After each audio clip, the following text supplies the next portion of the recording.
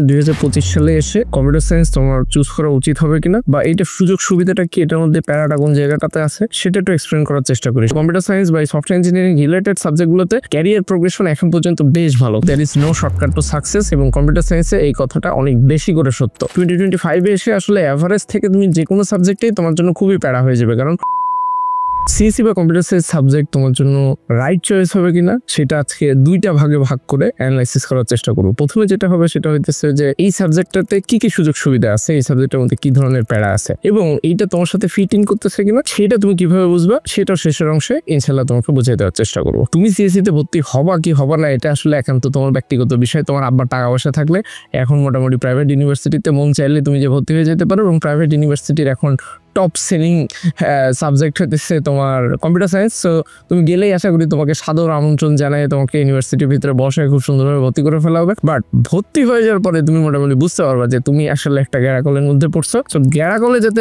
না পড়তে চাও তাইলে এই ভিডিওটা মোটামুটি তুমি শেষ পর্যন্ত দেখতে পারো। দেখে তুমি একটু চিন্তা ভাবনা করে 8-10টা মানুষের সাথে কথাবার্তা বলে তারপরে তোমার সিদ্ধান্ত নিলে এটা তোমার লাইফের জন্য সব থেকে ভালো একটা সিদ্ধান্ত হবে বলে মনে হয় আমার কাছে। সো শুরুতে আমি যে জায়গাটাতে কথা বলার চেষ্টা করবো যে 2025 সালে এসে কম্পিউটার সায়েন্স তোমার চুজ করা উচিত হবে কিনা, বা এইটা সুযোগ সুবিধাটা কি, এটার মধ্যে প্যারাটা কোন জায়গাটাতে আছে সেটা একটু এক্সপ্লেন করার চেষ্টা করি সবার শুরুতে। ফার্স্ট হইতেছে এখন যেহেতু আমরা একটা টেকনোলজিক্যাল ডিসরাপশনের ভিতর দিয়ে যাচ্ছি, তুমি যে কোনো জিনিসের ভিতরে দেখবা ছোটখাটো করে এআই চলে আসছে, টেকনোলজি চলে আসছে। এখন 10,000 টাকার একটা ফোন আসলো, সেটার মধ্যে লেখা থাকে এআই ফোন। এই যে এআই বা এই যে টেকনোলজিক্যাল ডিসরাপশন, এটা কারা কাজ করে এটার পিছনে? এটার বিহাইন্ড দ্য সিন কিন্তু হার্ডওয়্যার ইঞ্জিনিয়ার যেরকম আছে, এট দ্য সেম টাইম সেখানে কিন্তু সফটওয়্যার ইঞ্জিনিয়াররা কাজ করে। সেখানে টেকনোলজিক্যাল লোকজনই কিন্তু আলটিমেটলি এই জিনিসপত্রগুলোর ভিতরে ডিপলি ইনভলভ। তো তোমার চারপাশে তুমি যত জিনিসপত্র দেখো, এই যে ডিজিটাল যুগ বা ডিজিটাল বাংলাদেশ যেটাই বলো, একটা অফিসের প্রত্যেকটা জিনিস এখন ডিজিটালাইজ হয়ে যাচ্ছে, ইআরপি ডিজিটাল হচ্ছে, এইচআর ম্যানেজমেন্ট ডিজিটাল হচ্ছে। এই যে নানাবিধ জিনিসপত্র, প্রত্যেকটা জিনিসপত্রের ভিতরে বিহাইন্ড দ্য সিন কিন্তু সফটওয়্যার ইঞ্জিনিয়াররা কলকাঠি নাড়তে থাকতেছে। সো ফার্স্ট হচ্ছে এখন যেহেতু একটা টেকনোলজিক্যাল রেভলিউশন বা ডিসরাপশনের ভিতর দিয়ে আমরা যাচ্ছি, প্রচুর পরিমাণে সফটওয়্যার ইঞ্জিনিয়ারের প্রয়োজনীয়তা আছে। তবে এখানে একটা ডিবেট থাকতে পারে যে এআই তো অনেক কাজকাম করে ফেলতেছে, এখন আবার কম্পিউটার সায়েন্সে পড়ে আমার বিশেষ কোনো লাভ হবে কিনা। তোমাকে সবার শুরুতে একটা জিনিস মাথায় রাখতে হবে যে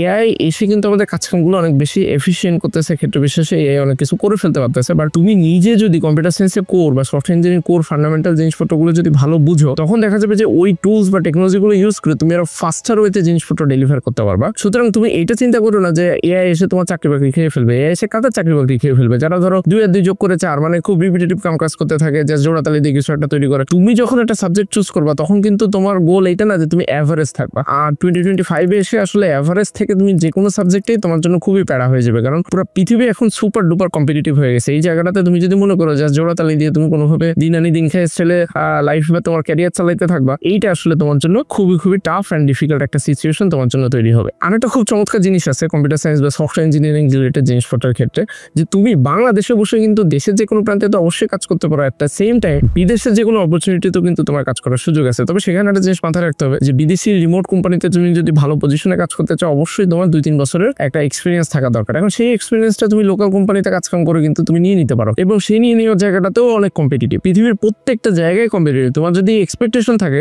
জাস্ট কিছু একটা করে বা জাস্ট এভারেজ একটা থেকে তুমি একটা চাকরি পেয়ে যাবা, তোমাকে এটা মাথায় রাখতে হবে ওই চাকরিতে হয়তো বা তুমি অনেক বেশি টাকা পয়সা ইনকাম করলে তোমার জন্য হয়তো বা সহজ কোনো কিছু হবে না, আবার ওইটার ক্যারিয়ার প্রোগ্রেশনও হয়তো বা অত বেশি এটা ভালো না। নেক্সট আমি যে জায়গাটাতে ফোকাস করবো যে কম্পিউটার সায়েন্স বা সফটওয়্যার ইঞ্জিনিয়ারিং রিলেটেড সাবজেক্টগুলোতে ক্যারিয়ার প্রোগ্রেশন এখন পর্যন্ত বেশ ভালো, কারণ তুমি এই জায়গাটাতে কন্টিনিউয়াসলি তোমার নিজেকে আপগ্রেড করতে পারো। যত তুমি তোমার নিজেকে আপগ্রেড বা নিজেকে তুলে ধরতে পারবা, যত বেশি ডাইনামিক ওয়েতে তুমি চলতে থাকবা, দেখা যাবে যে তোমার ক্যারিয়ার প্রোগ্রেশন হচ্ছে, যেটা অন্যান্য ক্যারিয়ার ফিল্ডের জন্য কিছুটা হইলেও লিমিটেড। দেখা যাচ্ছে তুমি খুব কুইকলি জুনিয়র সফটওয়্যার ইঞ্জিনিয়ার থেকে মিড লেভেল, পরবর্তীতে সিনিয়র সফটওয়্যার ইঞ্জিনিয়ার, এর পরবর্তীতে টেক লিড, এর পরবর্তীতে আর্কিটেক্ট, ডিফারেন্ট কোম্পানিতে ডিফারেন্ট রোলে কিন্তু কাজ করার সুযোগ আছে। আর কাজ করার অপরচুনিটি শুধুমাত্র বাংলাদেশের ভিতরে না, এটা বাংলাদেশের বাইরেও পৃথিবীর যে কোনো দেশের সফটওয়্যার কোম্পানির জন্য তুমি কিন্তু বাংলাদেশে বসেই রিমোটলি কাজ করার একটা সুযোগ সুবিধা তোমার জন্য সবসময় দরজা ওপেন থাকবে। তবে এখানে মাথায় রাখতে হবে অবশ্যই সেটা অনেক কঠিন, তবে সেটা ইম্পসিবল কোনো কিছু না। আবার অনেকের ক্ষেত্রে এখন একটা কমন ট্রেন্ড হইতেছে যে বিদেশে চলে যেতে চাও। সো বিদেশে চলে যেতে চাইলে তোমার কম্পিউটার সায়েন্স খুব ভালো একটা অপশন বলে আমার কাছে মনে হয়, কারণ দেশ বিদেশে এখন প্রচুর পরিমাণে কম্পিউটার সায়েন্স রিলেটেড জিনিসপত্র নিয়ে রিসার্চ হচ্ছে, কারণ এআই নিয়ে যেহেতু একটা ডিসরাপশনের ভিতর দিয়ে আমরা যাচ্ছি, সো ন্যাচারালি প্রচুর পরিমাণে এই টাইপের রিসার্চ হচ্ছে। সো তুমি রিসার্চের ফান্ডিং থেকে শুরু করে স্কলারশিপ পাইতেও রিজনেবল ভাবে আমার কাছে মনে হয় যে সহজ একটা জিনিস তোমার জন্য হইতে পারে। সো ওই লাইনেও তুমি প্রচুর পরিমাণে অপরচুনিটি পাবা। আর এইটার বাইরে যে সবার শেষে যে জিনিসটা আছে সেটা হইতেছে তোমরা অনেক অনেকেই হয়তোবা কম্পিউটার সায়েন্সে না পড়ো এই যে স্টার্টআপের শব্দটা শুনে থাকছো। স্টার্টআপ মানেই তোমরা অনেকেই হয়তোবা জানো যে স্টার্টআপ মানে হইতেছে টেকনোলজি রিলেটেড কোনো কিছু একটা, বাট স্টার্টআপ মানে আসলে টেকনোলজি রিলেটেড কোনো কিছুর ভিতরে লিমিটেড না, এটা ছাড়াও যে কোনো একটা ব্যবসা হয়তোবা স্টার্টআপ হইতে পারে। সেই জায়গাটাতে তুমি নিজে একটা ব্যবসা খুলে ফেলতে পারো, তুমি নিজে একটা সফটওয়্যার কোম্পানি খুলে ফেলতে পারো, যেখানে হয়তোবা কিছু মানুষ একসাথে হয়ে 3-4 জন মিলে তুমি হয়তোবা আপওয়ার্ক বা ফাইবারের মতো মার্কেট প্লেস থেকে কাজ নিয়ে আসবা, পরবর্তীতে সেই কাজগুলো তুমি ডেলিভার করার চেষ্টা করবা। এট দ্য সেম টাইম তোমার যদি কমিউনিকেশন স্কিল খুবই ফাটাফাটি হয়, সুপার ডুপার হয়, লিঙ্কডিনের মাধ্যমে তুমি ক্লায়েন্ট হান্টিং এর মাধ্যমে তুমি দেখা যাচ্ছে যে কাজ করে তুমি বিদেশি প্রজেক্টগুলো বাংলাদেশে নিয়ে আসতে পারো, বাংলাদেশের জন্য প্রচুর পরিমাণে রিমিটেন্স তুমি নিয়ে আসতে পারবা। রেমিটেন্স যোদ্ধা হিসেবে তোমার নাম স্বর্ণাক্ষরে লেখা থাকবে। তবে আমি এতক্ষণ ধরে যা কিছু বলছি প্রত্যেকটা জিনিস কিন্তু বেশ কঠিন, তবে একটা জিনিস মাথায় রাখতে হবে, যে জিনিস যত বেশি কঠিন সেইটা রেজাল্টও তত বেশি সুস্বাদু এবং মধুর হয়ে থাকে। এখন আসি কম্পিউটার সায়েন্স তোমার জন্য রাইট চয়েস হবে কিনা সেটা বোঝার বেশ কিছু উপায় আছে। ফার্স্ট থিং ফার্স্ট, তোমার প্রথমে দেখতে হবে যে তুমি মানুষ হিসেবে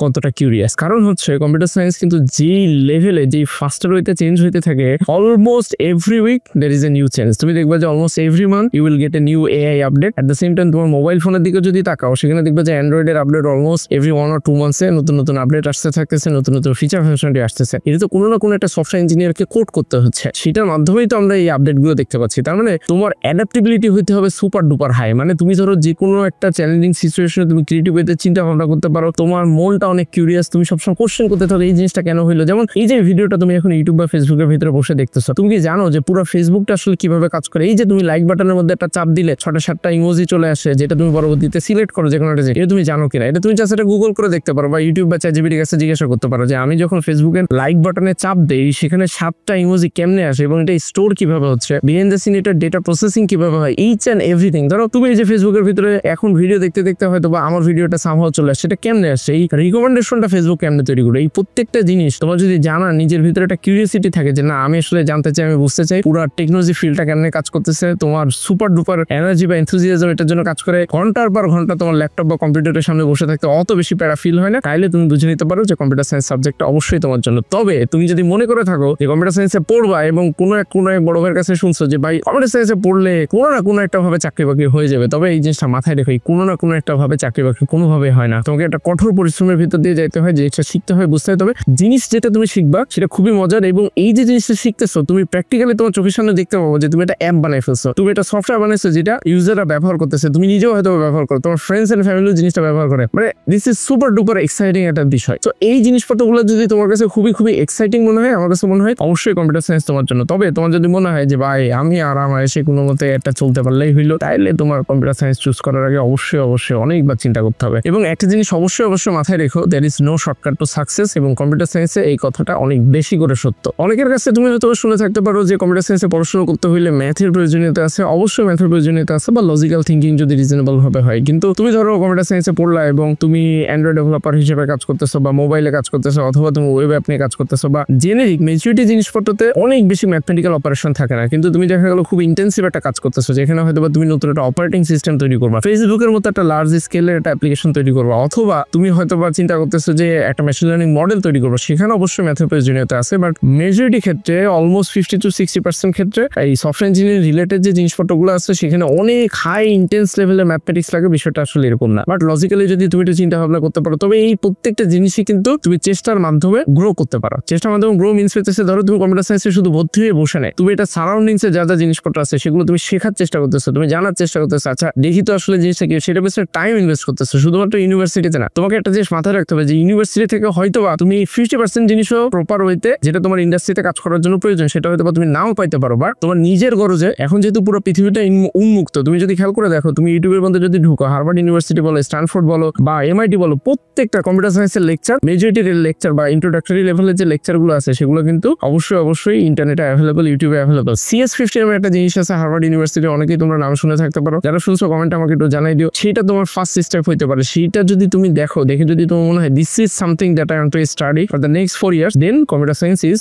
অনলি ফর ইউ। অনেকগুলো জ্ঞানমূলক কথাবার্তা বলে ফেলছি, তবে সবশেষে আবার ওই শুধু কথাটা একটু মনে করে দিতে চাই, তোমার পকেট ভর্তি টাকা থাকলে তুমি অবশ্যই পাবলিকে না হইলেও প্রাইভেট কোনো একটা জায়গাতে যেয়ে তুমি ভর্তি হয়ে যেতে পারো। তবে ভর্তি হওয়ার পরে কপাল চাপটানোর থেকে অবশ্যই তুমি ভর্তি হওয়ার আগে যারা কম্পিউটার সায়েন্সে পড়াশোনা করতেছে এরকম 8-10 জন মানুষের সাথে কথাবার্তা বলো। তবে সেই কথাবার্তা এমন মানুষের সাথে বললো না যারা ধরো তাদের রেজাল্টের অবস্থা ভালো না, তারা অলরেডি গন সিচুয়েশনের মধ্যে দিয়ে যাইতেছে। তোমার যেটা করতে হবে, ভালো রেজাল্ট করতেছে এরকম 3 জন ভাইয়ের সাথে কথা বলতে পারো, মিডিয়াম রেজাল্ট করতেছে এরকম 3 জন ভাই, আর যাদের অবস্থা খুব খারাপ, তাহলে তুমি ওভারঅল সিচুয়েশনটা বুঝতে পারবা যে আসলে ইন্ডাস্ট্রি কোন দিকে যাচ্ছে। এট দ্য সেম টাইম তুমি কিছু সফটওয়্যার ইঞ্জিনিয়ারের সাথে একটু কথা বলে দেখতে পারো। তারপর তোমার কাছে যেটা রিজনেবল মনে হয় সেই সিদ্ধান্তটা তুমি অবশ্যই নিবা। তোমার জন্য অনেক দোয়া এবং শুভকামনা থাকলো। সবশেষে যেটা বলতে চাই, এই ভিডিও যারা অলরেডি কম্পিউটার সায়েন্সে পড়াশোনা করতেছে এরকম কেউ যদি দেখে থাকো, কমেন্টের ভিতরে জানাই দিতে পারো আমি কোনো পয়েন্ট মিস করছি কিনা, এবং তোমার ফিউচার কম্পিউটার সায়েন্সের ছোট ভাই বা ছোট আপুদের জন্য তোমার কোনো সাজেশন আছে কিনা সেটা জানাই দিতে পারো। আবার এটা বললো না যে ভাই এখানে এসে আমি ফেসে গেছি, তুমি ইন্দাটার মধ্যে ঢুকো না। শেষে তুমি যে কোনো সাবজেক্টে যেতে পারো যদি সেখানে তুমি জ্ঞান চর্চা না করো। তো তোমাদের জন্য শুভকামনা থাকলো। নেক্সট কোন টপিকে কথা বলতে পারি সেটা কমেন্টে জানাই দিও, ইনশাল্লাহ কথা হবে।